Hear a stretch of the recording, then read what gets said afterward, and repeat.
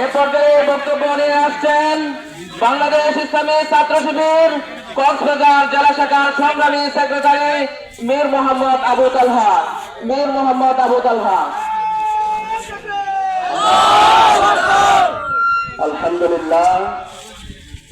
আলহামদুলিল্লাহ রাব্বিল আলামিন ওয়াসসালাতু ওয়াসসালামু আলা আশরাফিল আমবিয়া ওয়াল মুরসালিন ওয়া আলা আলিহি ওয়া সাহবিহি আজমাইন। আউযু বিল্লাহি মিনাশ শাইতানির রাজীম। বিসমিল্লাহির রহমানির রহিম। শাহরু রমাদান আল্লাযী উনজিলা ফীহিল কুরআন হুদাল লিন-নাস ওয়া বায়িনাতিন মিনাল হুদা ওয়াল ফুরকান। সাদাকাল্লাহুল আযীম। ক্বালা আল্লাহু তাআলা وقال النبي صلى الله عليه وسلم الصوم لي وانا اجزي به।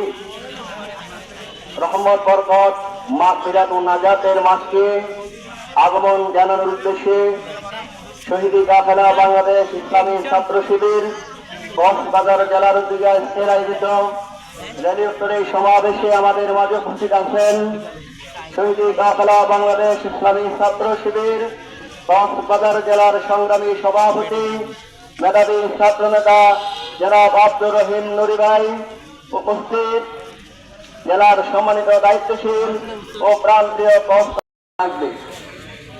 তাহলে রমজান অন্যান্য নবীর যুগের চেয়ে শেষ নবী হযরত মুহাম্মদ মুস্তাফা সাল্লাল্লাহু আলাইহি ওয়াসাল্লামের যুগে এসে এই রমজানের মর্যাদা আল্লাহ অনেক বৃদ্ধি করে দিয়েছেন। এর একমাত্র কারণ সূরা বাকারার 185 নম্বর